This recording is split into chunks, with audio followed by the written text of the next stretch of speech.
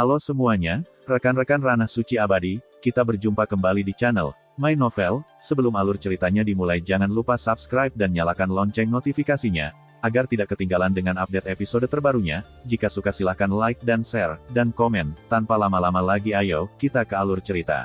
First Immortal of the Sword Chapter 36. Mengesampingkan statusnya sebagai putra Wen Changjing, sebagai tokoh terkemuka generasi muda keluarga Wen, kebanggaan Wen Zhuyuan bukannya tidak berdasar.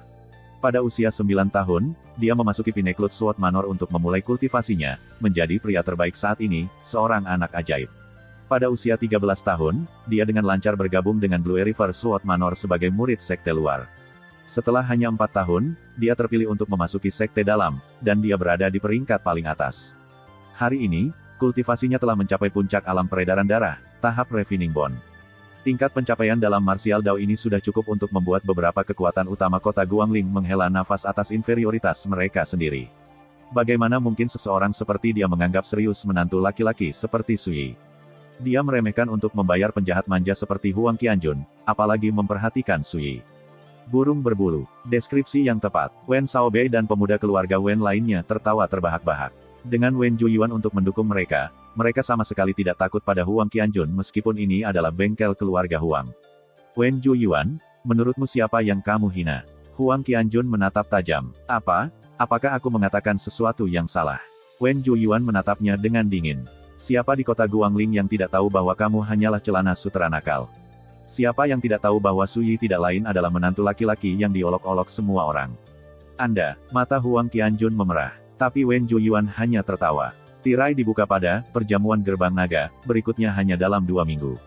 Saya berencana untuk berpartisipasi. Tuan Muda Huang, jika Anda benar-benar cakap, mengapa tidak ikut bersenang-senang dan menunjukkan kepada saya apa yang Anda miliki? Begitu dia mengatakan ini, daerah sekitarnya menjadi gempar.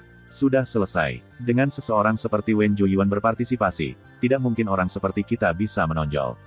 Jangan putus asa, kami hanya harus tampil bagus. Adapun tempat pertama, hanya orang-orang seperti Wen Zhuyuan yang memenuhi syarat untuk memperebutkan itu. Para pemuda yang mengantre untuk membeli senjata semuanya mengobrol di antara mereka sendiri. Wen Zhuyuan menjadi fokus pembicaraan mereka. Mereka semua merasa bahwa tahun ini, kejuaraan perjamuan gerbang naga mungkin akan jatuh ke tangannya. Dari sini, terlihat jelas betapa tinggi status Wen Zhuyuan di kalangan generasi muda kota Guangling. Mendengarkan obrolan orang banyak membuat para pemuda keluarga Wen bangga. Mereka membusungkan dada dan mengangkat kepala tinggi-tinggi. Wajah Huang Qianjun pucat pasi, dan ekspresinya berubah-ubah. Namun, sebelum dia bisa mengatakan apa-apa, Wen Zhuyuan memukulnya habis-habisan. Jangan buang kata-kata. Jika kamu punya nyali, mari kita bertemu di perjamuan gerbang naga.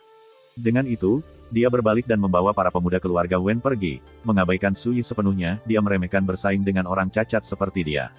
Saat dia melakukannya, orang lain akan mengejeknya karena menindas yang lemah. Selain itu, bagaimana mungkin mengintimidasi menantu laki-laki memberinya rasa pencapaian? Huang Qianjun menyaksikan Wen Zhuyuan dan pagar betisnya pergi. Dia mengepalkan tinjunya dan mengerutkan bibirnya, wajahnya pucat dan ekspresinya tidak sedap dipandang. Sakit, bukan? Sui melirik celana sutra muda itu. Huang Qianjun menarik napas dalam-dalam dan mengangguk. Tiba-tiba, seolah-olah dia baru saja menyadari sesuatu, dia berkata dengan bingung, Kakak Su, kamu, bagaimana denganmu? Kamu tidak marah sama sekali. Dia bingung. Selama pertemuan pertama mereka di rumah pertemuan Immortal, Sui dengan mudah mengalahkan semua bawahannya. Tingkat kekuatan itu sama sekali tidak biasa. Lebih jauh lagi, dengan jaringan Sui, dia bahkan bisa membuat Huang Yuncong tunduk.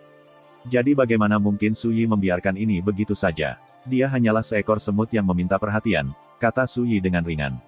Jika dia berhasil membuatku marah, aku akan berpikir lebih baik tentang dia. Sayangnya, dia tidak layak. Huang Qianjun tertegun, dia jelas tidak bisa mengerti. Sui juga tidak mau repot-repot menjelaskan lebih jauh. Tapi ada satu hal yang tidak dia katakan, ketika seseorang menentangnya, tidak peduli siapa mereka, hal-hal tidak akan berakhir baik bagi mereka. Selingan kecil ini berlalu dengan cepat.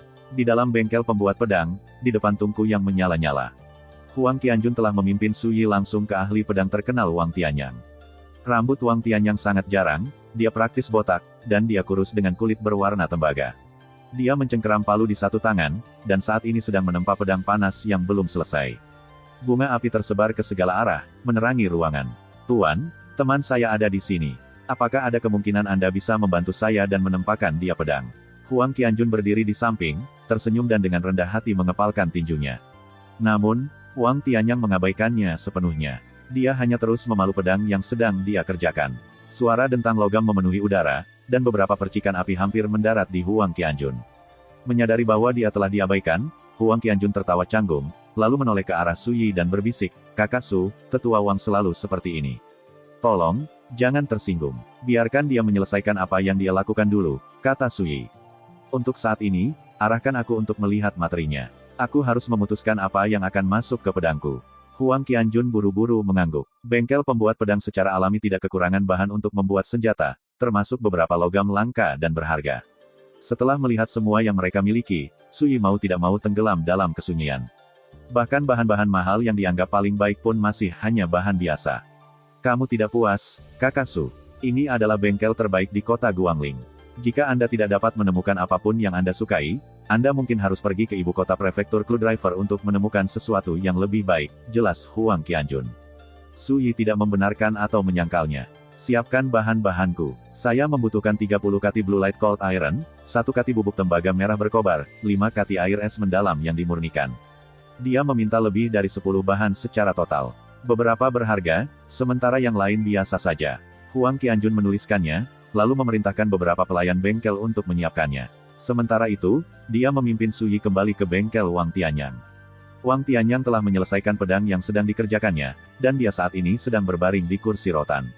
Seorang pelayan berdiri di sampingnya, menuangkan air dan teh untuknya. "Pak," tapi saat Huang Qianjun mulai berbicara, Wang Tianyang memotongnya. "Aku sudah menempa pedang hari ini, dan aku telah menghabiskan sebagian besar energiku. Kembalilah dalam 3 hari." Saat dia berbicara, dia mengangkat cangkir tehnya ke bibirnya dan menyesapnya dengan santai.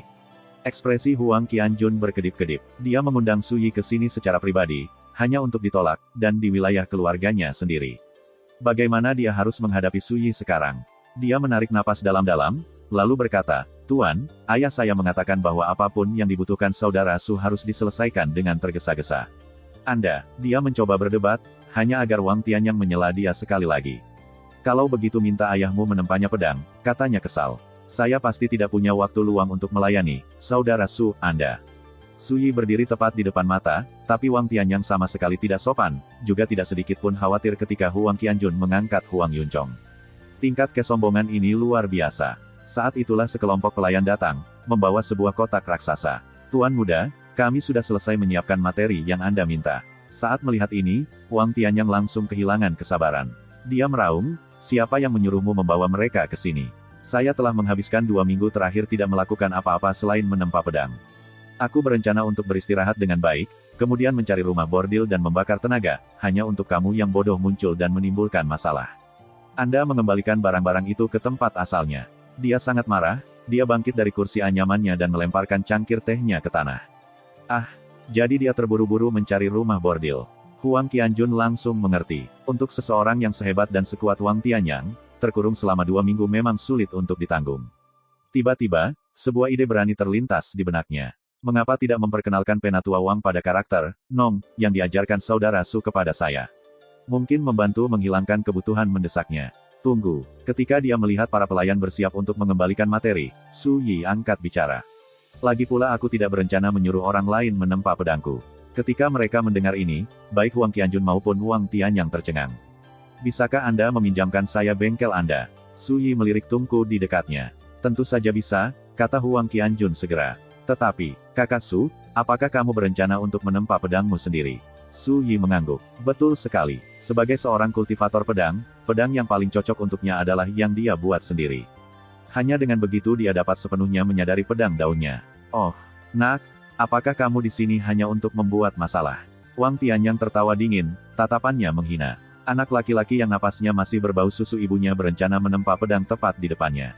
Provokasi ini terlalu berlebihan. "Tuan, tolong jangan salah paham. Bagaimana mungkin kakakku Su ingin melakukan hal seperti itu? Dia hanya..." Huang Qianjun terdiam, tidak yakin bagaimana menjelaskannya. Dia benar-benar tidak tahu bahwa Su Yi berencana memalsukan senjatanya sendiri. Wang Tianyang seperti ayam jago yang gusar, deklarasi Su Yi telah memicu semangat bersaingnya. "Tidak perlu dijelaskan," teriaknya. "Dia sudah di depan pintuku. Bagaimana mungkin saya bisa mengabaikan provokasi seperti itu? Jika saya membiarkan ini pergi dan tersiar kabar, bukankah seniman bela diri kota Guangling mengira saya takut padanya? Saat dia berbicara, dia menunjuk ke Tungku dan mengarahkan pandangannya pada Suyi. Gunakan Tungku sesukamu, katanya dengan angkuh. Apakah ada hal lain yang kamu butuhkan? Saya akan memenuhi setiap permintaan Anda, jadi jika Anda memiliki keterampilan, pastikan Anda menunjukkan kepada saya semua yang Anda miliki. Suyi merenung sejenak, lalu berkata, apinya tidak cukup kuat. Bagaimana dengan Anda pria belok? Permintaan ini membuat Wang Tianyang benar-benar lengah. Terlepas dari dirinya sendiri, dia bingung. Ketika dia sadar kembali, dia menunjuk dirinya sendiri dengan tak percaya. Kamu ingin membuatku mend the bellows for you. Suasana seketika menjadi tegang. Para pelayan terdekat tersentak, jelas bahwa Patua Wang Tianyang marah. Huang Qianjun panik, tetapi saat dia akan mencoba dan memuluskan semuanya, dia melihat Suyi mengangguk, seolah permintaannya sangat wajar. Kamu adalah pembuat pedang terbaik di kota Guangling, jadi tentu saja, kamu memiliki kendali terbaik atas suhu Tungku. Jika Anda yang membuat puputan, tidak mungkin ada yang salah saat saya menempa pedang saya. Pikiran Huang Qianjun menjadi kosong. Ahli pedang Grandmaster, namun saudara Su ingin dia mengatur belok. Apa sih? Ketika dia melihat ke arah Wang Tianyang, dia melihat dada pandai besi itu naik turun dengan keras, kulit tembaganya memerah. Jelas bahwa dia telah meledakkan atasannya. Tuan, tolong jangan marah. Huang Qianjun buru-buru mencoba menenangkannya. Wang Tianyang mengertakkan gigi dan menyapu lengannya. Keluar dari jalan, orang tua ini telah menempa pedang selama 40 tahun. Angin dan hujan apa yang belum pernah saya lihat sebelumnya. Sedikit provokasi tidak cukup untuk menghentikan saya. Itu hanya menjaga belok, kan? Baiklah, aku akan melakukannya. Tatapannya kemudian mendarat pada para pelayan. Lanjutkan, perintahnya. Suruh para pembuat pedang lain menyisihkan pekerjaan mereka dan datanglah. Mari kita lihat apa yang bisa dilakukan pembuat onar ini. Ini buruk. Huang Qianjun berteriak dalam hati. Dia berencana untuk membuat ini meledak. Tetapi ketika dia melihat ke arah Suyi, dia melihat bahwa ekspresinya setenang biasanya. Dia tidak bisa tidak mengingat apa yang terjadi kemarin di klinik aprikot. Adegan Suyi yang menunjukkan pencapaiannya dalam kedokteran diputar ulang di benaknya. First Immortal of the Sword Chapter 37. Tak lama kemudian, para pelayan memberitahu semua pembuat senjata, yang bergegas mendekat. Ketika mereka mengetahui apa yang terjadi, mereka hanya bisa menggelengkan kepala dan tertawa. Mereka melihat seluruh kejadian ini sebagai lelucon belaka. Tidak ada yang menganggapnya serius. Bahkan jika seorang pemuda mengerti sedikit ilmu pedang, dapatkah dia benar-benar mengalahkan pandai besi terbaik mereka dan menghancurkan reputasi bengkel mereka? Beberapa dari mereka bahkan mencoba membujuk Wang Tianyang untuk melepaskannya. Penatua Wang, tenanglah. Dia muda dan tidak masuk akal. Mengapa menganggap ini begitu serius? Dengan statusmu, mengejar ini ada di bawahmu. Di bawah saya, Wang Tianyang membentak, omong kosong. Saya telah menghabiskan seluruh hidup saya untuk makan, minum, berpesta pora, dan berjudi sesuka saya. Kapan saya pernah peduli tentang ketenangan atau keanggunan?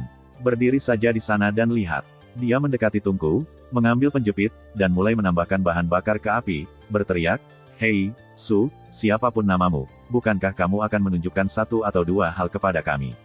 Cepat dan perluas wawasan kita. Para pembuat senjata tertawa getir. Mereka semua mengerti temperamen kepala babi Wang Tianyang. Anak muda, karena kamu adalah teman Huang Tuan muda, kami akan dengan senang hati membantumu menempa pedang. Apakah ada kebutuhan untuk bersaing dengan Penatua Wang? Salah satu pandai besi menawarkan peringatan yang bermaksud baik kepada Suyi. Cepat dan minta maaf. Kemudian, ini semua akan berakhir di sini. Aku datang ke sini dengan niat menempa pedang untuk diriku sendiri, kata Suyi dengan enteng. Saya tidak punya waktu untuk disia-siakan bersaing dengan seseorang yang tidak ingin bekerja. Saat dia berbicara, dia mendekati Tungku. Ada meja tembaga besar di sampingnya, sederet alat yang mempesona tersebar di permukaannya.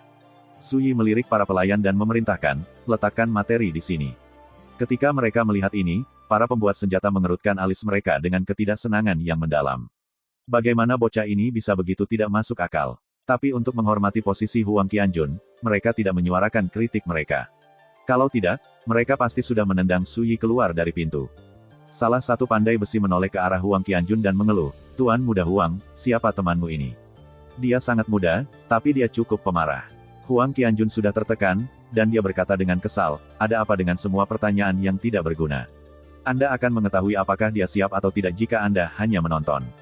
Tukang senjata yang baru saja dia hukum tidak lagi berani membantah, tetapi ketika dia melihat ke arah Suyi, itu menjadi ketidaksenangan yang lebih besar. Tuan muda Huang telah berbicara, jadi mari kita lihat kemampuan teman mudanya ini.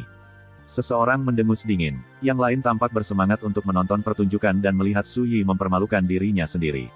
Begitu para pelayan mendapatkan bahan yang diperlukan, Su Yi mulai bekerja. Dia hanya menempa satu senjata biasa. Ini tidak akan menjadi tantangan sama sekali. Pertama, dia melemparkan 6 atau 7 bahan ke dalam tungku. Kemudian, dia memerintahkan Wang Tianyang, lebih panas.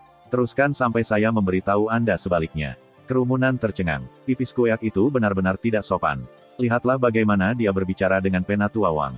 Pipi Wang Tianyang berkedut, dan dia memaksa emosinya turun kembali. Dia terus menambahkan arang dan bahan lain untuk menaikkan suhu. 15 menit penuh berlalu sebelum Su Yi dengan santai melemparkan blazing yang copper powder ke dalam tungku, lalu memerintahkan, terus tingkatkan panasnya. Wang Tianyang merasa tertahan, tetapi dia tidak mengatakan apa-apa. Dia hanya melakukan apa yang diperintahkan. Dia menahan amarahnya, sangat ingin melihat Su Yi mengacau selama proses penempaan. Kemudian, dia melampiaskan semua amarahnya yang terpendam sekaligus. Sepanjang proses penempaan, Su Yi sesekali memasukkan material baru dan memerintahkan Wang Tianyang untuk mengatur panasnya. Sepertinya dia benar-benar melihat master pembuat pedang ini hanya sebagai asisten. Menyaksikan permainan ini, pembuat senjata lainnya merasakan ketidaksenangan yang mendalam. Mereka mengira Su Yi sombong, tidak menghormati orang yang lebih tua.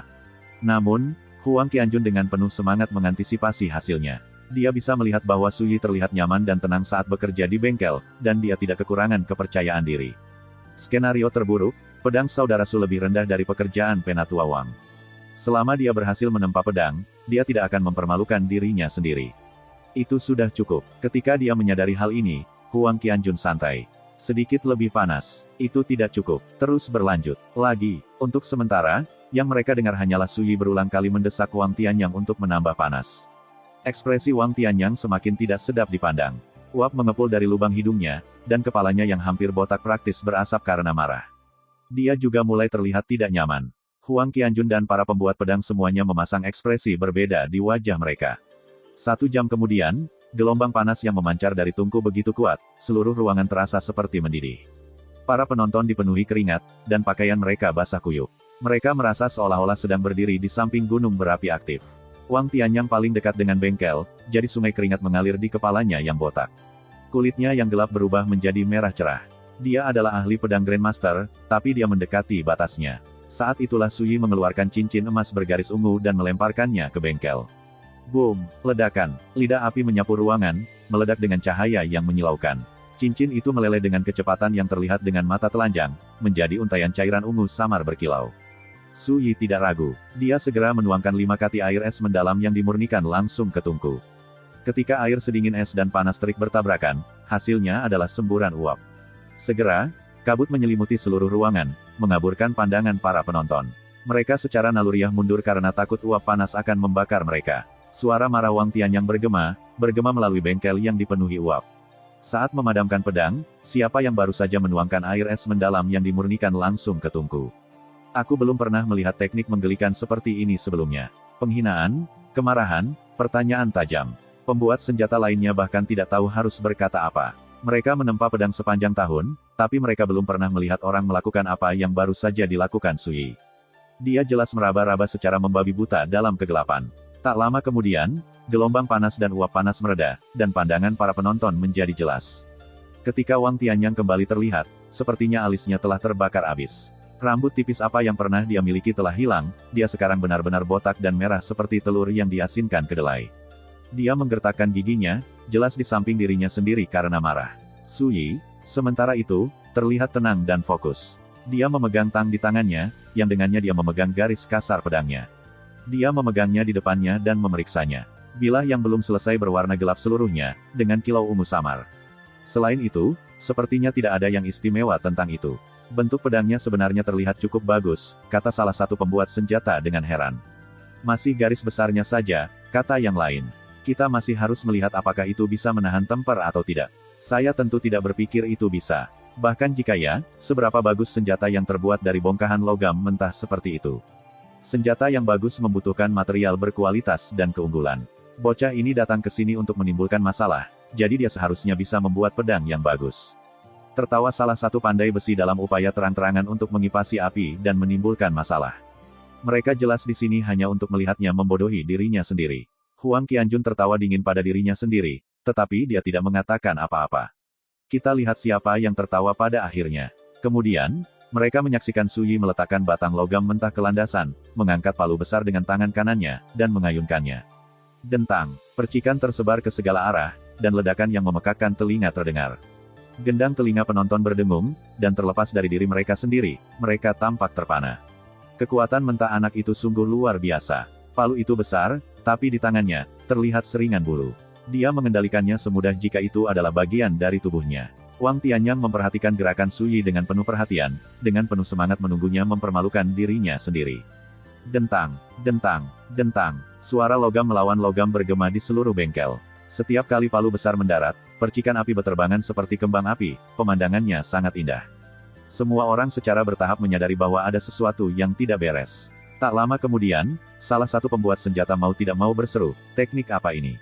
Dengarkan itu memiliki irama yang berbeda, hampir seperti bernafas. Sekarang lihat pedangnya, ini seperti menanggapi palu, beresonansi dengan setiap tumbukan. Seolah-olah mereka terhubung bahkan dari kejauhan. Yang lain tampak bingung, mereka juga bisa merasakan apa yang terjadi.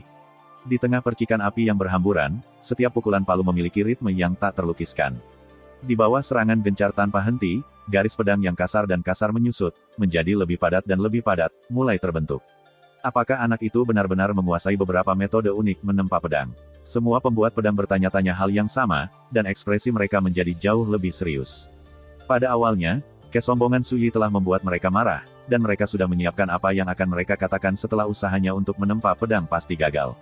Mereka akan mengajarinya bahwa setiap industri memiliki kerumitannya sendiri, pentingnya menghormati para ahli, serta harga yang harus dibayar untuk melebih-lebihkan kemampuan mereka sendiri. Tapi sekarang, tidak ada yang berani menghibur pikiran seperti itu. Ini adalah pandai besi berpengalaman yang bekerja di bengkel sepanjang tahun. Tidak mungkin melewatkan betapa luar biasanya teknik Su Yi. Lihat itu, Huang Qianjun berteriak pada dirinya sendiri. Saya baru tahu bahwa begitu saudara Su mengambil tindakan, dia bisa meyakinkan orang tua bangka yang sombong itu. Ini akan menjadi seperti apa yang terjadi di klinik aprikot. Huang Qianjun hanya bisa melirik Wang Tianyang. Tukang pedang Grandmaster botak berdiri di sana seperti patung, benar-benar bingung saat dia melihat gerakan Su Yi. Ekspresinya berubah, dan dadanya naik turun. Dia jelas gelisah. Hahaha, hahaha. Jadi, bahkan penatua Wang, yang sering mengunjungi rumah bordil yang pemarah, tertegun. Huang Qianjun sangat senang, dia hampir tertawa terbahak-bahak. Dia belum pernah melihat Wang Tianyang kehilangan kendali seperti ini. Orang tua itu sangat bangga, dia bahkan mengabaikan Huang Yuncong. Namun sekarang, dia mungkin akan menundukkan kepalanya di hadapan Su Yi. Suatu saat nanti, dentang, dengung pedang yang jelas bergema di seluruh ruangan. Bagi para penonton, itu seperti suara ketuhanan, memukau mereka hingga sadar dan mengguncang mereka dari pikiran mereka yang terpencar-pencar. Itu bahkan menarik perhatian Huang Qianjun. Apa yang dia lihat adalah pedang setinggi 2 kaki, 7 inci, selebar 3 jari, bilahnya berwarna hitam jernih dan cerah. Su Yi mencengkeram gagangnya. Meskipun berwarna hitam, ia memiliki kualitas yang halus, seperti langit malam. Itu bermata dua, dan berkilau dengan kilatan cahaya halus.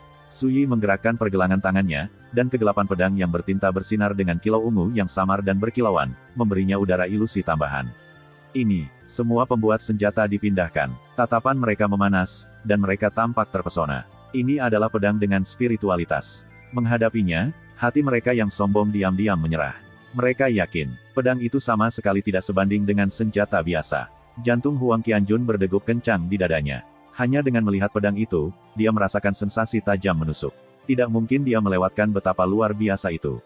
Bas, Su Yi mengetukkan jari telunjuknya dengan ringan ke bilahnya, dan pedang itu bersinar dengan cahaya ungu dan bergemuruh seperti guntur, suaranya memenuhi ruangan. Saat dia melihat ini, Su Yi mengangguk dengan sedikit kepuasan. Meskipun ini sebenarnya bukan senjata spiritual, setelah menambahkan Purple Streaked Gold, itu memiliki jejak spiritualitas. Ini mengangkatnya jauh melebihi pedang biasa, menempatkannya tepat di perbatasan antara senjata fana dan spiritual. Teknik penempaan pedang macam apa itu?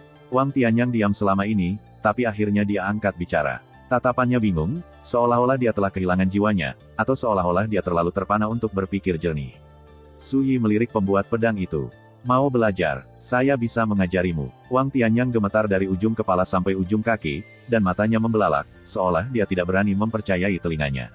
Ekspresinya berubah secara dramatis, melayang bola-balik. Akhirnya, di bawah pengawasan orang banyak, ahli pedang terkenal dari kota Guangling menundukkan kepalanya karena malu dan membungkuk rendah di pinggang. Tuan muda, metodemu cerdik. Aku hanya bisa mengagumimu. Tuan muda, Anda seorang visioner. Aku hanya bisa mengagumimu. Suaranya serius, dan seluruh ruangan terdiam. First Immortal of the Sword Chapter 38. Ketika dia meninggalkan bengkel, Su Yi memiliki pedang panjang bersarung baru. Wang Tianyang telah membuat sarungnya sendiri. Itu dibuat dari kulit hiu biru kecoklatan, dengan awan logam cor dan ikal. Itu memiliki keanggunan yang sederhana dan immortal. Perlu dicatat bahwa dia tidak menerima sekeping perak pun untuk menutupi biaya bahan. Bukan karena Su Yi tidak mau membayarnya, tetapi Wang Tianyang lebih baik mati daripada menerima pembayaran. Cih, kamu benar-benar memperluas wawasanku. Siapa yang mengira bahwa seorang pelacur yang sering datang ke rumah bordil seperti Penatua Wang suatu hari akan menundukkan kepalanya. Meskipun mereka sudah meninggalkan bengkel, Huang Qianjun diliputi kegembiraan. Baru saja, para pandai besi itu seperti sekelompok anak sekolah, mendengarkan dengan penuh perhatian saat Su Yi mengajari mereka teknik penempaannya. Wang Tianyang tidak terkecuali. Bagi Su Yi, ini hanyalah metode pembuatan senjata fana biasa. Itu tidak banyak sama sekali. Tetapi bagi Wang Tianyang dan pandai besi lainnya, itu adalah keberuntungan yang sangat besar. Mereka semua sangat bersemangat, mereka tidak tahu apa yang harus dilakukan dengan diri mereka sendiri. Mereka merasa kagum, hormat, dan teror, dan mereka bahkan mengubah cara mereka berbicara kepada Su Yi.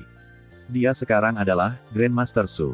Akibatnya, ketika Su Yi berusaha membayar tagihan, Wang Tianyang dan pembuat senjata lainnya panik. Tidak peduli apa yang dia katakan, mereka menolak untuk menerima uang Grandmaster Su mereka. Huang Qianjun telah menyaksikan seluruh kejadian itu berlangsung. Tentu saja dia tergerak. Tiba-tiba, Su Yi bertanya, apakah kamu berencana untuk berpartisipasi dalam perjamuan gerbang naga? Hanya sekali kalimat, dan kegembiraan Huang Qianjun memburuk saat dia mengingat pertemuan mereka dengan Wen Zhuoyuan. Setelah hening sejenak, dia berkata dengan getir, saya hanya berada di tahap refining muscle dari Blood Circulation Realm, sementara Wen Zhuoyuan sudah berada di tahap refining bone. Kesenjangan di antara kami sangat besar, dan jamuan makan tinggal sebulan lagi, bahkan jika saya bekerja keras, saya khawatir tidak ada cara untuk mengejarnya tepat waktu. Kemudian, matanya bersinar dengan cahaya ganas, dan suaranya dipenuhi dengan tekad yang kuat. Tapi aku akan berpartisipasi bahkan jika aku tidak bisa menang. Kekalahan tidak menakutkan, tapi terlalu takut untuk menghadapinya. Itu benar-benar pengecut. Jika aku menyerah begitu saja, aku tidak akan pernah bisa mengangkat kepalaku lagi. Su Yi mengangguk, dan, dengan sikap cerewet yang jarang, berkata, laki-laki harus ambisius dan pemuda harus berdarah panas. Anda harus terus maju dengan berani, tanpa takut kalah. Terkadang, sepertinya Anda hanya mundur satu langkah, tetapi sebenarnya, Anda telah kehilangan jauh lebih banyak daripada yang Anda sadari. Ini bukan tentang ketinggian kultivasi Anda, ini tentang kondisi mental Anda. Dengan menyerah, kamu telah menanam benih kepengecutan di hatimu. Saat dia mengatakan ini, bahkan Su Yi pun merasa emosional. Saat berkultivasi, setiap langkah sulit, tetapi hanya dengan bertahan dan dengan berani maju, seseorang dapat membuka jalan ke depan dan mewujudkan Dao Agung yang transenden. Pengecut tidak akan pernah bisa mencapai puncak, bahkan jika mereka bekerja sepanjang hidup mereka. Huang Qianjun tertegun. Dia tiba-tiba teringat ceramah ayahnya yang sering. Anakku, orang lain mungkin menertawakan arogansimu yang mendominasi, tapi sebagai ayahmu, kupikir itu yang terbaik. Saat mengolah martial Dao, Anda harus mengamuk tanpa syarat, tanpa rasa takut pada langit, bumi, dewa, atau hantu. Mendengar kata-kata Su Yi, Huang Qianjun merasakan luapan emosi kompleks yang tak dapat dijelaskan.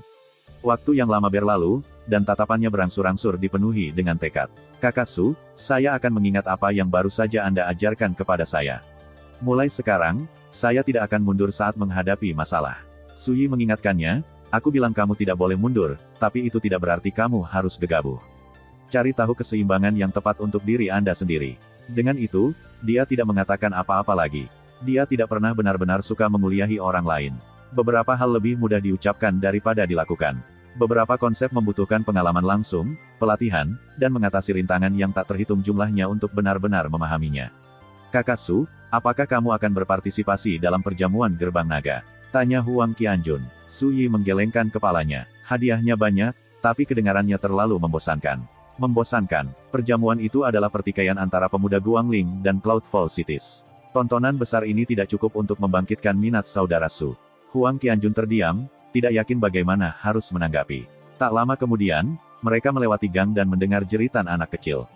Su Yi, cepat dan selamatkan aku. Buru-buru. Huang Qianjun mau tidak mau melihat, hanya untuk melihat sekelompok anak berkerumun di gang, memukuli anak laki-laki lain. Itu adalah korban mereka yang baru saja berteriak minta tolong. Yang lain menekannya ke tanah, dan wajahnya tertutup tanah saat dia meratap. Wen Mingrong. Pada pesta ulang tahun matriark keluarga Wen, dialah yang mengumumkan, "Aku, Wen Mingrong, mungkin masih muda, tapi bahkan aku meremehkan untuk bergaul dengan menantu laki-laki seperti Suyi." Deklarasi ini membuat seluruh tempat tertawa terbahak-bahak.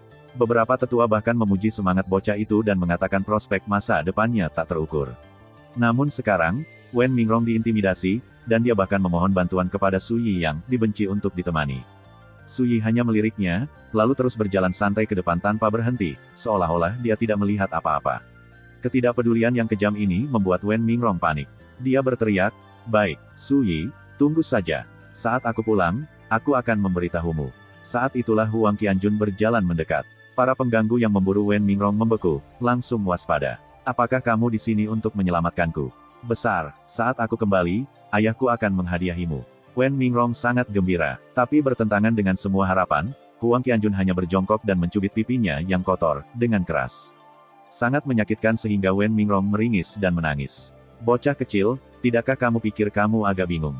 Huang Qianjun tertawa gembira. "Jika stasiun saya mengizinkannya, saya akan menamparkan Anda sendiri. Kamu sama sekali tidak punya sopan santun.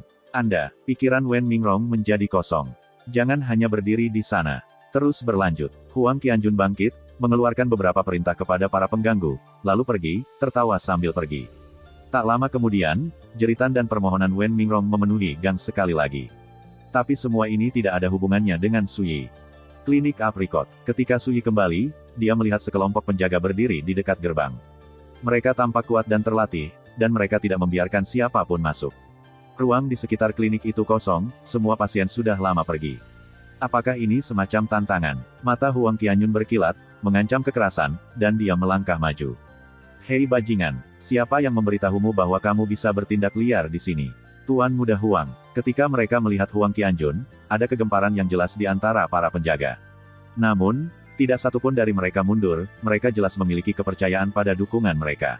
Pemimpin mereka, seorang pria berbaju hitam, berkata dengan muram, "Tuan Muda Huang, klinik Aprikot adalah wilayah keluarga Wen di sini.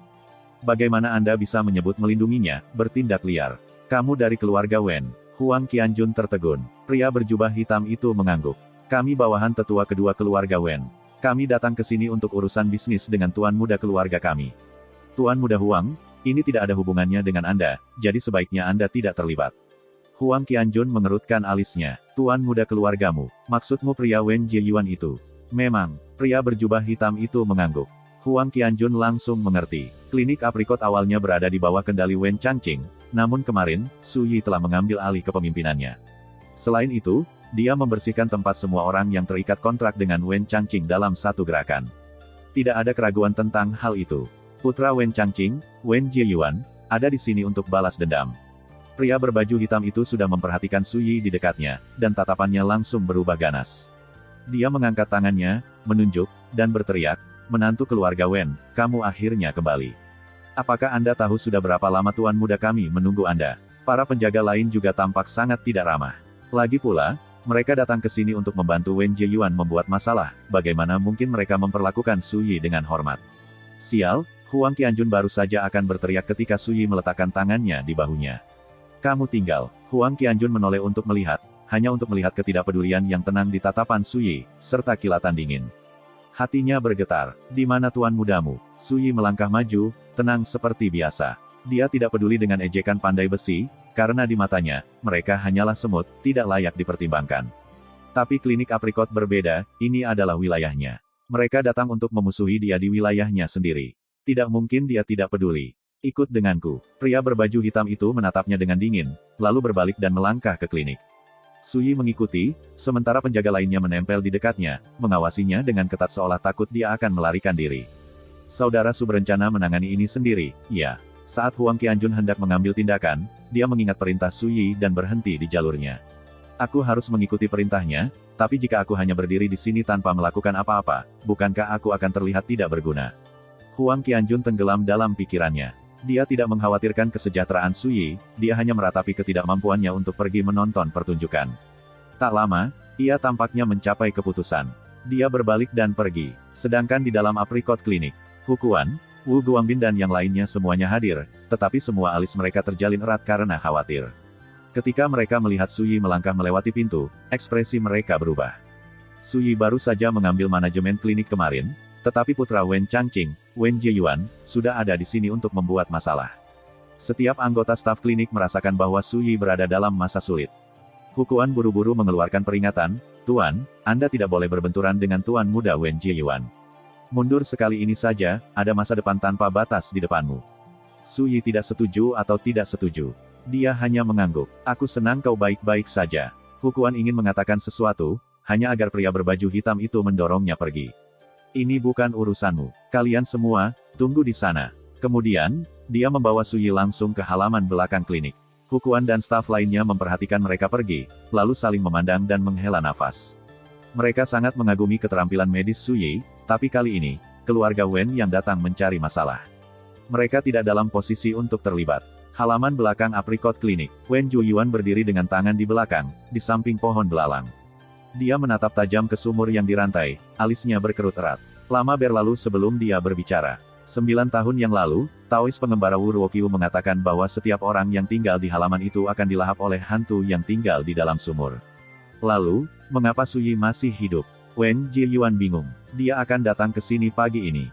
Dia awalnya berencana untuk melihat betapa mengerikannya kematian Suyi. Siapa yang mengira bahwa hal seperti itu tidak terjadi? Suyi masih hidup dan sehat. "Tuan Muda, kami membawa Suyi." Suyi, pria berbaju hitam, dan penjaga lainnya berjalan ke halaman.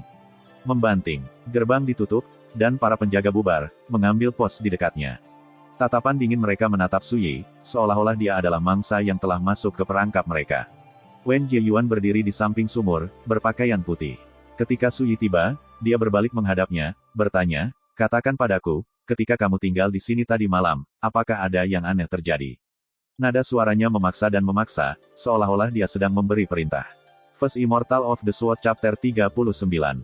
Wen Jieyuan merendahkannya, mengudara. Suyi baru saja mengalihkan pandangannya ke seberang halaman, dan ketika dia melihat tidak ada yang rusak, dia berkata dengan ringan, "Memang benar ada beberapa hal aneh yang terjadi di sini tadi malam, tapi, apa hubungannya denganmu?" Alis Wen Jieyuan berkerut, dan dia tertawa, "Suyi, kamu menantu laki-laki yang malang, kamu baru mengelola klinik aprikot untuk 1 hari, namun amarahmu sudah tumbuh sebanyak ini." Para penjaga tertawa dingin bersamanya. Mereka bekerja untuk keluarga Wen. Selama setahun terakhir, siapa di antara mereka yang tidak pernah mendengar betapa tidak berharga dan menyedihkannya Suyi? Mereka sama sekali tidak menganggapnya serius. Wen Jieyuan melanjutkan dengan nada menghina, "Atau apakah menurutmu, sebagai suaminya, kamu dapat memanfaatkan Ling Zhao menjadi murid Grandmaster untuk memperbaiki situasimu? Biarkan aku memberitahumu, bahkan jika aku membunuhmu di sini dan sekarang, sepupu Ling Zhao tidak akan membalaskan dendammu." Saat dia mengatakan ini, ada sedikit rasa kasihan di tatapannya. Ekspresi Suyi semakin tenang.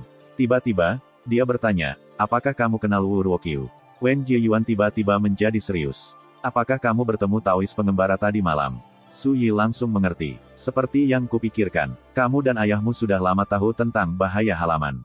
Seandainya ada orang lain yang bermalam di sini, saya khawatir mereka sudah mati."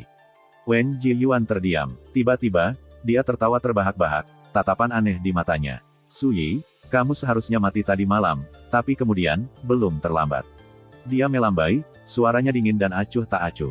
"Bunuh dia." "Iya Pak." Para penjaga yang tersebar di seluruh halaman segera merespons, mengelilingi Suyi, tatapan mereka sedingin es dan membunuh. "Maafkan saya, Tuan Muda." Dentang. Seorang pria pendek tapi besar menarik pedang pendek besinya, lalu meluncurkan dirinya dari tanah seperti anak panah yang terlepas dari tali busurnya. Dia meluncur lurus ke arah punggung Suyi. Kata pendek menebas garis cahaya pedang vertikal sempurna, secepat kilat. Suyi tidak terlalu banyak berpindah posisi, tapi pedangnya yang bersarung melecut di belakangnya. Sarungnya menghantam dada pria pendek dan besar itu ketika pedang pendek itu hanya berjarak setengah kaki dari punggung Suyi. Kegentingan. Serangan itu tampak biasa saja, tetapi sangat sombong. Rusuk penjaga gempal itu hancur dan dadanya hancur. Dia berteriak kesakitan, tetapi sebelum dia bisa bereaksi, sarungnya terangkat dan menghantam lehernya. The Blood Circulation Realm, penjaga elit Refining Muscle Stage jatuh, lutut terbanting ke tanah dengan bunyi gedebuk, lehernya patah dan kepalanya terkulai lemas. Dia tidak bernapas lagi. Itu terjadi dalam sekejap, dan selama seluruh proses, pedang tidak pernah meninggalkan sarungnya, dan Suyi juga tidak berbalik menghadap musuhnya. Dia telah membunuhnya menghadap ke arah yang berlawanan, bahkan tanpa memandangnya. Semua orang di halaman merasa ngeri. Orang cacat itu memulihkan kultivasinya. Berdiri di samping sumur, ekspresi Wen Jieyuan menjadi gelap. Setahun yang lalu, sekte luar kepala pedang Blue River Sword Manor, Su Yi, kehilangan kultivasinya, lalu menikah dengan keluarga Wen sebagai orang cacat. Semua orang di kota Guangling tahu itu. Namun sekarang, Su Yi dengan mudah membantai seorang kultivator realem sirkulasi darah. Kalian semua, serang sekaligus. Pria berbaju hitam itu berteriak dengan dingin. Dia adalah kapten dari kelompok penjaga ini. Dia tinggi dan ramping, dan matanya bersinar. Dia telah tenggelam dalam tahap refining sinew untuk waktu yang lama, dan dia memiliki banyak pengalaman tempur. Bahkan saat dia memberi perintah, dia memimpin jalan ke depan. Dia mengangkat gada setinggi 3 kaki di atas kepalanya dan mengayunkannya. Wosh! Angin kencang merobek udara dengan lolongan yang menusuk telinga. 7 penjaga lainnya mengangkat kapak, pedang, trisula, dan berbagai senjata lainnya, lalu menyerang menjadi satu. Hanya berdasarkan niat membunuh yang terpancar dari mereka, jelas bahwa mereka kejam dan sudah lama terbiasa dengan pertumpahan darah. Meskipun dia dikepung, Su Yi hanya menatap pedangnya. Dia berbisik, baiklah kalau begitu. Hari ini, saya akan membaptis Anda dengan darah mereka. Bahkan saat bisikannya bergema di seluruh halaman. Dentang, seberkas cahaya pedang melesat maju, dan pedang itu, bilahnya gelap seperti malam dan berkilauan dengan warna ungu samar, terangkat ke udara. Logam itu berdengung, seolah-olah meneriakkan pesta darah segar. Pedang itu disebut Mortal Edge. Nama itu berasal dari ungkapan, aku memasuki dunia fana dan menajamkan hatiku seperti ujung pedangku. Dentang, cahaya pedang Mortal Edge menyapu pria berjubah hitam itu, yang pecah, lalu terbelah menjadi 2 seolah terbuat dari tahu. Tepi pedang itu terlalu tajam dan lalim. Satu ayunan pedangnya, dan dia memotong dada dan lengan kanan penggunanya. Air terjun darah menyembur dari tunggul, merah cerah dan panas. Pria itu mendengus rendah dan mundur ketakutan, hanya untuk melihat adegan berdarah yang tak tertandingi terjadi di hadapannya. Lengan baju Su Yi mengepul. Dia mencengkeram pedangnya, melirik ke samping seperti makhluk immortal yang jatuh, dan menyerang 6 kali berturut-turut dengan cepat. Potong, tusuk, sapu, iris, hancurkan, belah. Setiap ayunan pedangnya secepat angin dan menghancurkan seperti api. Serangan yang tersebar tidak terkendali, sangat halus seperti kilat dan cepat berlalu seperti cahaya. Su Yi menyerupai topan yang menjulang ke 9 langit, nakal dan tak terkendali. Gedebuk, salah satu penjaga roboh, matanya terbelalak karena shock, ada lubang berdarah di tenggorokannya. Menyembur, kepala penjaga lain terbang dari bahunya ke udara, wajahnya topeng teror yang berkepanjangan. Serangkaian tabrakan yang cepat dan bunyi gedebuk yang teredam mengikuti. Beberapa penjaga dibacok berkeping-keping. Yang lain lehernya dipotong atau dadanya diiris. Darah segar menyembur seperti pertunjukan kembang api merah cerah, indah namun ganas, bermekaran di langit di atas halaman. Ketika Su Yi berhenti dan menurunkan pedangnya, semua orang kecuali kapten berjubah hitam dan Wen Jieyuan telah tewas. Darah mengalir seperti sungai. Ini seperti keheningan yang mengikuti guntur yang tiba-tiba. Su Yi hanya berdiri di sana, setenang biasanya, dengan pedang di tangan, benar-benar nyaman. Bilahnya gelap seperti malam, dan berlumuran darah. Dia berdiri dikelilingi oleh 7 mayat segar yang masih berdarah, sebuah tontonan berdarah. Itu, teknik pedang macam apa itu? Pria berjubah hitam itu terkejut karena akalnya. Dia bingung, dan matanya bingung, dia benar-benar terintimidasi. Wen Jieyuan juga tertegun. Dia gemetar ketakutan dan kemarahan, dan matanya dipenuhi rasa tidak percaya. Jika kamu memelihara pedangmu dengan pembantaian, pedang itu akan menjadi ganas.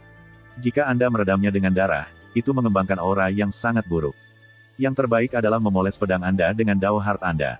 Tapi kemudian, meskipun Mortal Edge memiliki sedikit spiritualitas, itu pada akhirnya hanyalah senjata fana.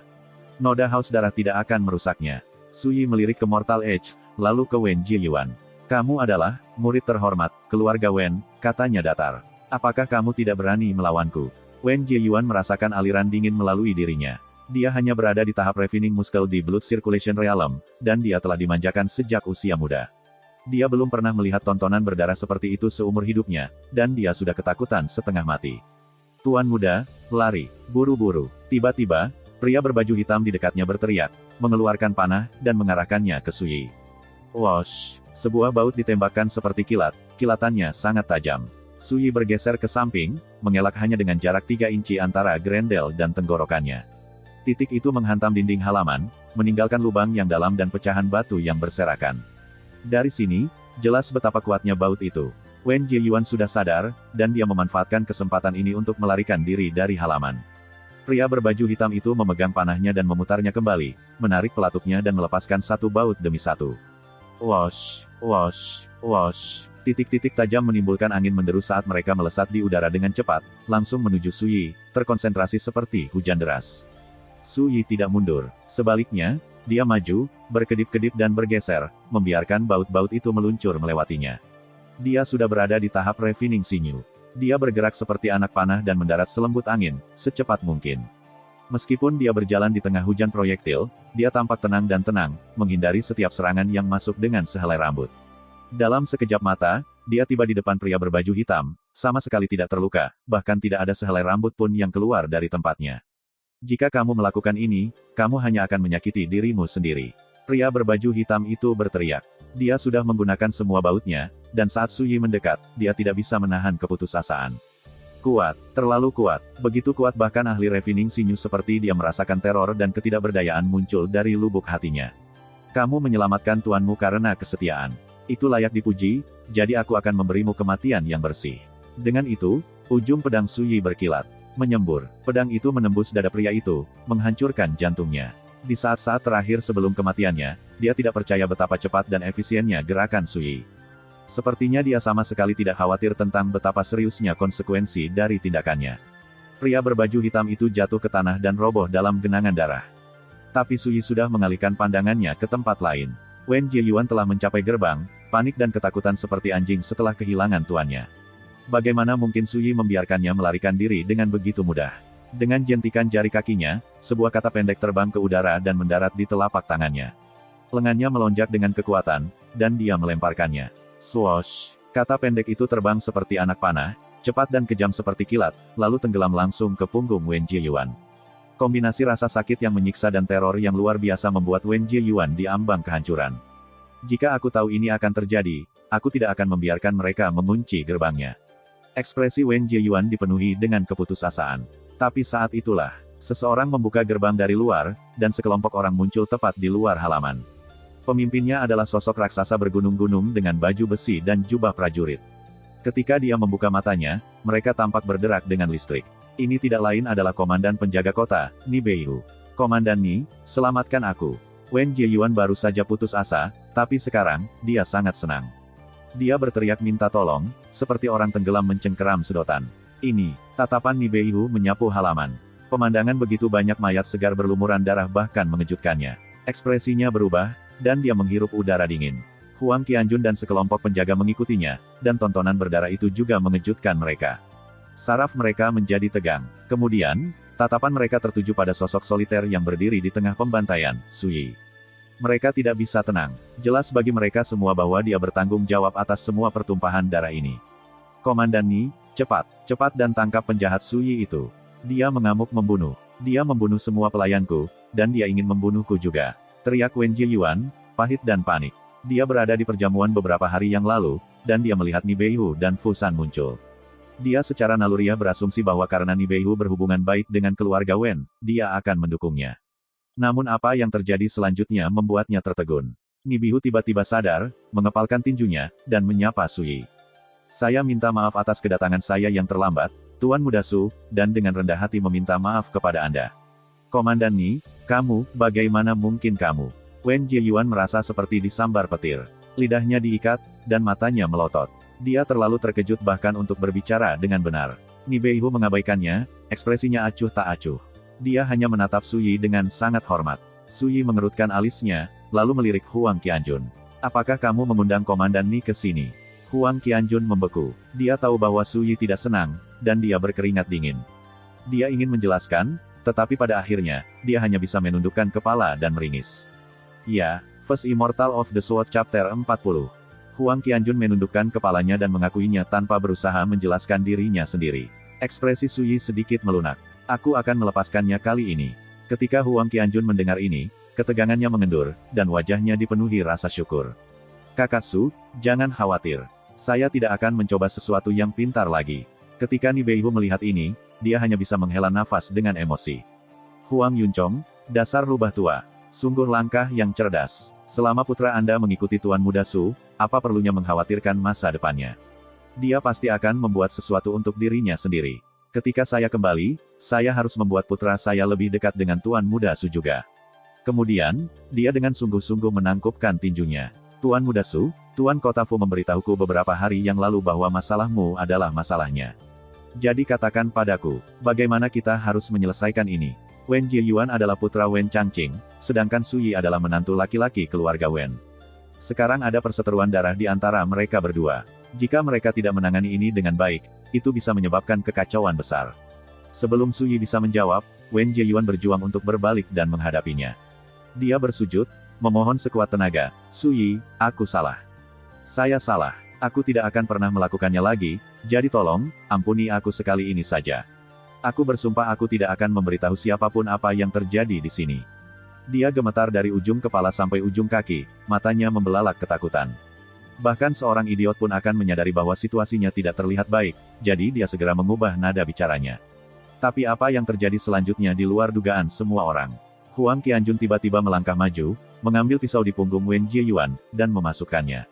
Menyembur, bilah tajam menembus Wen Jieyuan, ujung tajamnya muncul dari dadanya dengan semburan darah. Mata Wen Jieyuan membelalak, dan rahangnya menganga. Dia terlempar lemas ke tanah. Pisau yang dilempar Su Yi tidak cukup untuk memberikan pukulan fatal, tetapi serangan Huang Qianjun secara langsung memutuskan nyawanya.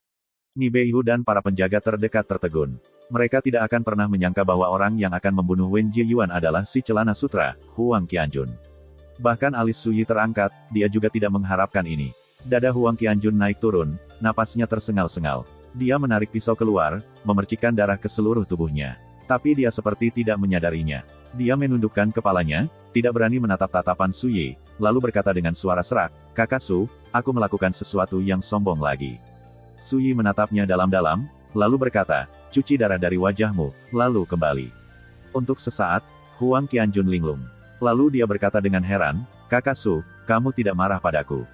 Tapi barusan, aku tidak perlu mengatakan lebih banyak. Saya mengerti." Su Yi melambai padanya. Huang Qianjun menyeringai, lalu bergegas pergi untuk membersihkan dirinya. Huang Qianjun, anak itu. Dia kejam, berani, dan dia benar-benar habis-habisan. Serangan itu adalah puncak kesempurnaan. Dengan ini, dia menjadikan dirinya rekan konspirator Su Yi dan mengumumkan kesetiaannya melalui tindakannya. Dia jelas memenangkan persetujuan Tuan Muda Su juga. Ni Beihu hanya bisa menghela nafas pada dirinya sendiri. Mengapa saya tidak menyadari bahwa Celana Sutra yang mendominasi ini begitu licik dan berani? Seandainya Su Yi memberikan pukulan terakhir kepada Wen Jieyuan, itu pasti akan menyebabkan konflik langsung dengan keluarga Wen. Dengan memilih saat itu untuk menyerang, Huang Qianjun telah secara efektif mengalihkan semua masalah ke dirinya sendiri. Bahkan jika keluarga Wen mengetahui apa yang telah terjadi, mereka akan membalas dendam pada Huang Qianjun. Ini adalah risiko dan pengorbanan yang diterima Huang Qianjun ketika dia mendorong pisaunya. Tapi dengan melakukan itu, dia benar-benar memenangkan persetujuan Su Yi. Ni Beihu kejam dan berpengalaman. Bagaimana mungkin dia bisa melewatkan apa yang terjadi di sini? Itu sebabnya dia menghela nafas dengan begitu banyak emosi. Dia bertanya pada dirinya sendiri, apakah dia berada di posisi Huang Qianjun, dapatkah dia membuat pilihan yang sama? Mungkin, tapi kemungkinan besar dia akan ragu-ragu. Dia tidak mungkin begitu cepat atau tegas. Ni Beihu mengepalkan tinjunya. Tuan Muda Su, ini adalah klinik aprikot, dan banyak orang melihat Wen Jieyuan masuk. Hari ini, dia dan pengawalnya kehilangan nyawa mereka di sini. Saya khawatir kami tidak akan bisa merahasiakan insiden ini. Dia berhenti sejenak, lalu berkata dengan tegas, tetapi Anda dapat yakin bahwa saya akan melakukan segala daya saya untuk menyelesaikan insiden ini.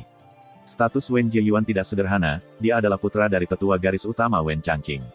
Seseorang dengan status Ni Beihu akan menghadapi banyak masalah pelik jika dia mencoba menyelesaikan ini. Tapi dia tetap menerima tanggung jawab ini. Alasannya sederhana, dia memiliki City Lord Fu San di belakangnya, dan di belakang Fu San adalah Lady Spirit Jade. Dengan dentang, Su Yi menyarungkan pedangnya dan berkata dengan enteng, tidak perlu bersusah payah. Jika Wen Changqing bertanya, katakan saja padanya bahwa mereka jatuh ke tangan Wu Ruokyu dari gerbang pembawa maut. Ini mengalihkan kesalahan. Bagian terbaiknya adalah Wen Changqing tidak diragukan lagi sudah mengetahui keberadaan Wu Ruokyu, dan setidaknya sedikit tentang halaman. Tidak ada yang akan meragukan mereka jika mereka menyematkan kematian putranya di Wu Ruokyu dan gerbang pembawa kematian. Gerbang Deathbringer, Wu Ruokyu. Ni Beihu bingung, jelas dia belum pernah mendengar tentang organisasi itu atau tentang Wu Ruokyu. Sesuatu terjadi pada Su Yi, dan dia segera menjelaskan bagaimana Wu Ruokyu menggunakan halaman sebagai peternakan Goulworm. Cemerlang, ketika Ni Beihu mendengar penjelasan ini, dia hanya bisa bertepuk tangan. Wu Ruokyu tidak diragukan lagi adalah kambing hitam yang sempurna untuk menyematkan pembunuhan. Su Yi berkata dengan serius, Komandan Ni, ingatlah untuk memberitahu penguasa kota. Suruh dia menyelidiki dan lihat apakah ada rumah berhantu serupa di kota Giangling. Lagi pula, sekarang Wu Ruokyu sudah mati, tidak ada yang tersisa untuk memberi makan cacing. Saat mereka lapar, mereka pasti akan menyerang kota dan membawa bencana bagi warga.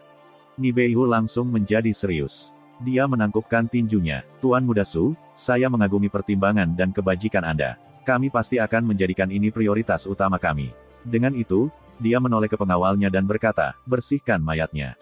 Saya tidak peduli bagaimana Anda melakukannya, tetapi pastikan Anda tidak meninggalkan petunjuk yang mungkin merugikan Tuan Muda Su.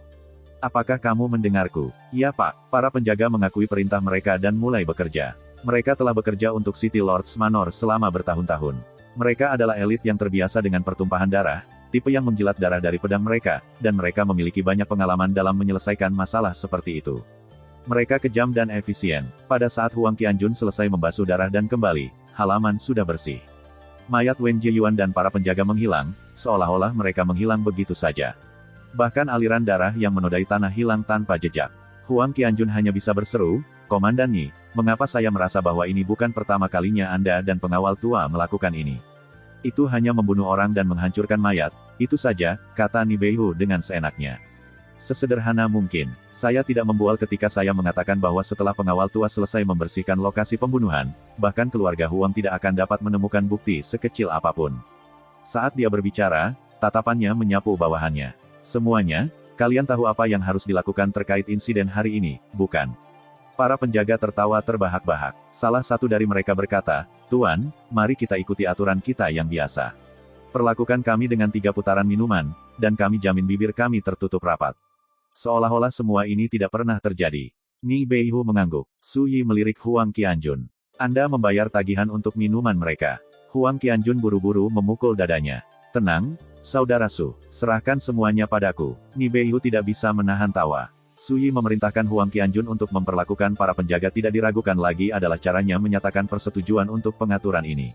Itu sudah cukup. Ni Beihu memikirkannya, lalu membisikkan rekomendasi. Tuan Muda Su, saya sudah mengirim orang untuk meminta kehadiran Wen Changqing.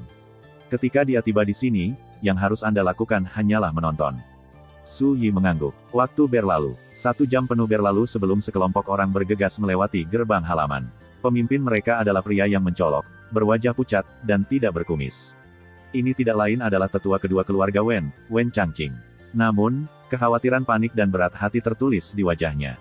Begitu dia melangkah ke halaman, dia berkata dengan suara rendah, Komandan Ni, di mana anakku?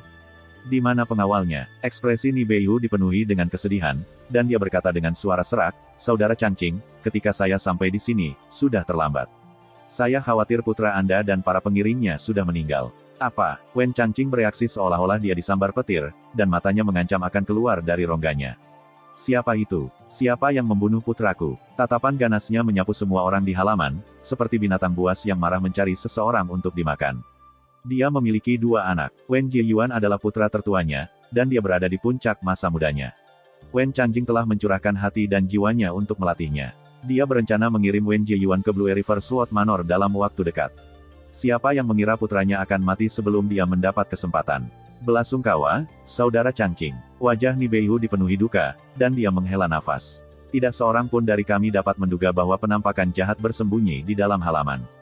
Taois sesat itu, Wu Ruokyu, bahkan lebih ganas, dia memanggil serangga jahat yang disebut Ghoul Worms untuk melahap putramu dan seluruh pengawalnya.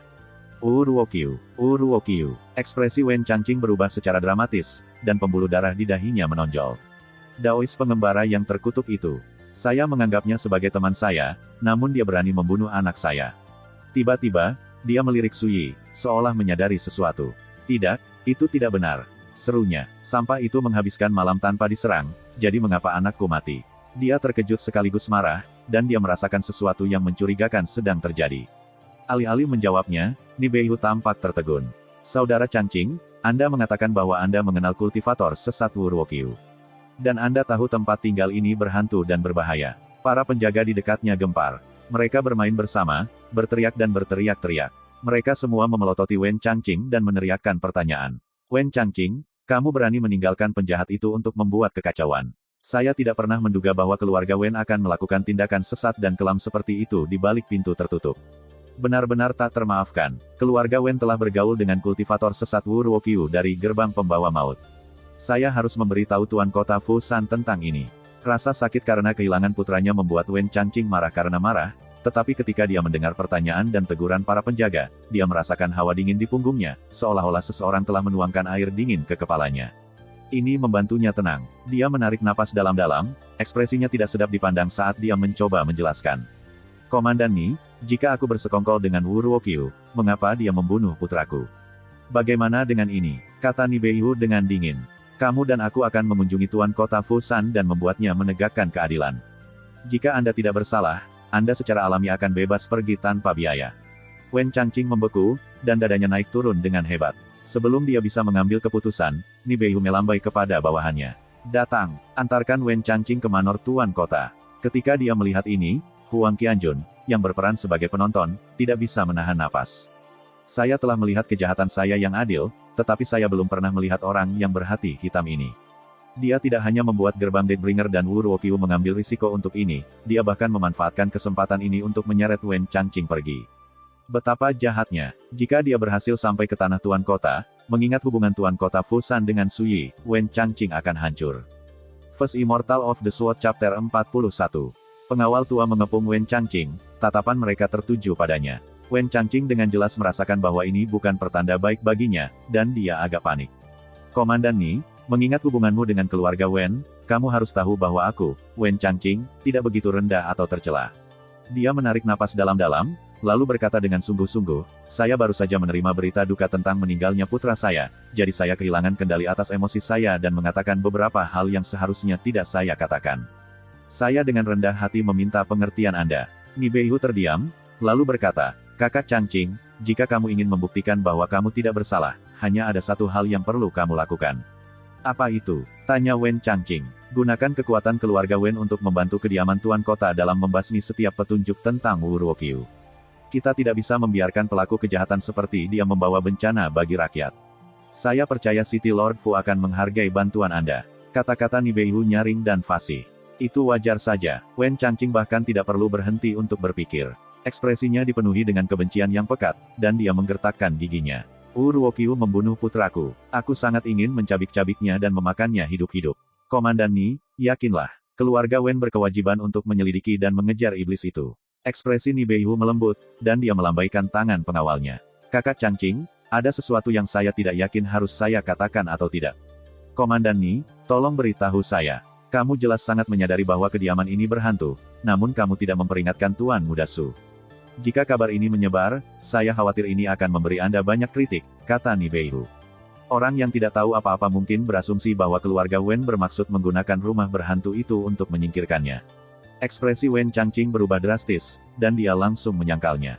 Bagaimana aku bisa? Aku, Wen Changqing, tidak akan pernah melakukan sesuatu yang tidak tahu malu dan tercela. Saya akan memberitahu Tuan Kota Fusan tentang ini, kata Ni Beihu dengan muram. Selain itu, izinkan saya untuk berterus terang, jika ada yang tidak beres selama Tuan Muda Su tinggal di sini, keluarga Wen tidak akan bisa lepas dari tanggung jawab. Bibir Wen Changqing berkedut, dan dia memaksakan senyum kaku. Komandan Ni, tolong yakinlah. Akhirnya, Ni Beihu mengangguk. Dia melirik Suyi dengan bingung, lalu melambai. Kalau begitu kita akan pergi. Dengan itu, dia pergi, membawa pengawal tua bersamanya. Wen Changqing berdiri diam untuk waktu yang lama. Tiba-tiba, dia berputar dan menatap tajam ke arah Suyi, tatapannya sangat gelap saat dia mendesak jawaban. Apa yang baru saja terjadi? Suyi berkata dengan tenang, putramu tiba 2 jam sebelum aku. Bagaimana saya bisa tahu apa yang terjadi sebelum saya tiba di sini? Dia berhenti, lalu mengerutkan alisnya. Aku juga ingin menanyakan sesuatu padamu. Saya sudah mengambil alih manajemen klinik Apricot, jadi mengapa putra Anda ada di sini? Wen Changqing bolak-balik. Pertanyaan Suyi sangat masuk akal, membuatnya tidak dapat menginterogasinya lebih jauh. Beberapa saat kemudian, dia mengulurkan jari dan menunjuk ke arah Suyi, ekspresinya gelap dan mengesankan. Ketika dia berbicara, dia berhenti untuk penekanan di antara setiap kata. Aku akan sampai ke dasar ini. Jangan biarkan aku tahu kau ada hubungannya dengan ini. Dengan itu, dia berbalik dan membawa pelayannya pergi. Huang Qianjun memperhatikan mereka menghilang. Hanya ketika mereka memudar dari pandangan barulah Huang Qianjun menghela nafas dengan kagum. Komandan Ni, metodemu benar-benar sesuatu. Su Yi meliriknya. Intrik kekuasaan dan otoritas pada akhirnya hanyalah tipuan kecil. Beberapa kultivator yang benar-benar kuat dapat menggunakan seni rahasia mereka yang unik untuk menciptakan kembali adegan pembunuhan itu. Dia berhenti, seolah khawatir Huang Qianjun tidak mengerti, lalu menambahkan, jika kamu ingin menjadi kuat, kamu tidak bisa menggunakan terlalu banyak energi untuk permainan mental. Huang Qianjun membeku, lalu berkata dengan sungguh-sungguh, Kakak Su, kamu benar. Dalam hati, dia marah karena senang. Kakak Su memberiku petunjuk lagi. Ini pertanda bagus. Besok pagi, tunggu aku 10 mil di luar kota, di hutan Murbei yang melapisi Great Azure. Su Yi dengan santai memerintahkannya, lalu berbalik dan memasuki kamarnya. Di matanya, apa yang baru saja terjadi adalah selingan kecil, tidak layak untuk diperhatikan lebih lanjut. 10 mil di luar kota. Hutan kecil di tepi Great Azure. Untuk apa dia membawaku ke sana? Huang Qianjun agak bingung, tetapi dia menggelengkan kepalanya, mengesampingkan pikiran itu, dan lari. Dia baru saja membunuh Wen Jieyuan dengan kedua tangannya sendiri. Dia perlu memberitahu ayahnya, Huang Yuncong, segera. Halaman mendapatkan kembali ketenangannya yang biasa. Sinar matahari melewati payung daun pohon belalang yang rimbun, menebarkan bintik-bintik cahaya di tanah. Tak lama setelah Huang Qianjun pergi, Hu Quan, Wu Guangbin, dan staf klinik lainnya mengunjungi Su Yi. Ketika mereka melihat bahwa dia masih hidup dan sehat, mereka akhirnya santai, dan tak lama kemudian, mereka sudah dalam perjalanan. Su Yi duduk di depan mejanya, memegang Mortal Edge di depannya dan memeriksanya dalam diam. Pedang itu baru saja membunuh 8 orang. Tidak ada jejak darah pada pedang yang gelap dan pekat itu, tetapi ujung-ujungnya membawa aura yang sangat buruk.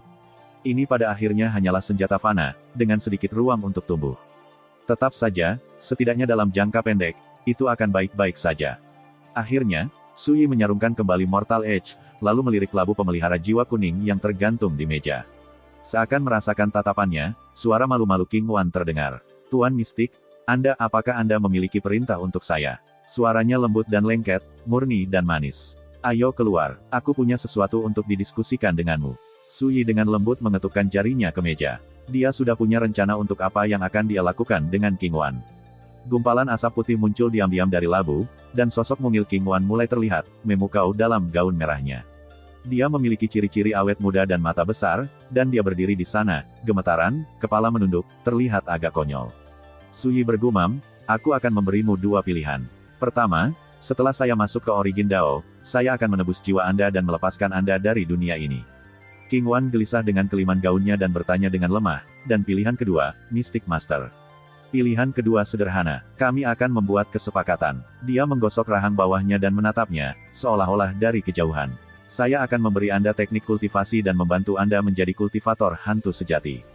Sebagai gantinya, Anda harus menyetujui permintaan saya. Apa yang kamu butuhkan dariku? Dia mendongak, ekspresi penuh harap di wajahnya yang muda dan sedikit gemuk. Gunakan tubuhmu sebagai tungkuku, katanya begitu saja. Temani aku sekali dalam kultivasi ganda saat aku melangkah dari Origin Dao dan masuk ke Spirit Dao. Ada 4 tahap kultivasi yang hebat, Martial Dao, Origin Dao, Spirit Dao, dan Profound Dao. Masing-masing dibagi lagi menjadi alam yang berbeda. Martial Dao termasuk peredaran darah, akumulasi Qi, tungku dalam, dan alam Anasrafa. The Origin Dao termasuk Grain Avoidance, Origin Palace, dan Gathering Stars Realms. Di atas itu adalah 3 alam roh Dao. Dari mereka, yang pertama disebut, alam manifestasi spiritual. Setelah mencapai tahap ini, perlu untuk mengubah kekuatan asal seseorang menjadi, asal-usul spiritual, di mana yin dan yang berbaur. Berdasarkan pengalaman kehidupan masa lalunya, dia tahu bahwa jika dia ingin melampaui masa lalunya saat dia melangkah ke alam manifestasi spiritual, kultivasi ganda adalah cara terbaik untuk melakukannya. Tentu saja, meski tanpa kultivasi ganda, dia punya cara lain untuk mengambil langkah itu. Itu hanya akan membutuhkan lebih banyak usaha, dan dia harus mencari peluang. Tetapi jika dia mulai mengasuh King Wan sebagai tungku, masa depannya sekarang, ketika saatnya tiba untuk memasuki alam manifestasi spiritual, dia tidak perlu bersusah payah. Ganda, kultivasi ganda, King Wan tergagap kaget. Kemudian, wajahnya yang cantik memerah-merah. Pipinya yang kemerah-merahan sekarang sangat merah, tampak seperti terbakar. Bulu matanya bergetar, dan dia membenamkan kepalanya di dadanya, terlihat sangat malu. Su Yi melanjutkan, terdengar sangat tenang, seolah semua ini tidak ada hubungannya dengan dia. Betul sekali. Jika Anda setuju, ketika saatnya tiba, saya bisa mengajari Anda teknik kultivasi ganda yang unik. Itu tidak akan menguras Anda, juga tidak akan merusak asal Anda. Sebaliknya, kultivasi Anda juga akan meningkat. Petik 2. Dia berhenti, lalu berkata, tentu saja, jika kamu tidak mau, tidak apa-apa juga.